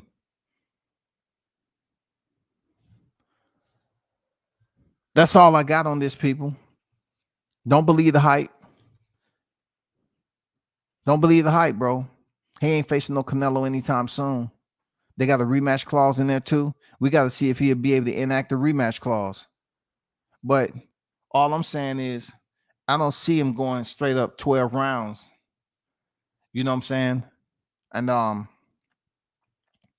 Crawford, I don't see him going 12 rounds and beating the stuffing out of Spence and getting a decision. I don't see it. But we got to have the benefit of the doubt. I'm staying positive on this, that Crawford in itself can absolutely dominate the put away enough rounds so he can't get robbed and become 2-time undisputed. I got absolute 1,000% confidence. I got 1,000 worth of game that he comes and pulled it off. Until then, man, y'all hold it down. Appreciate the donations. As always, one love to you. Rice Eater 79. Salute to every one of y'all that pulled up and continue to support the channel.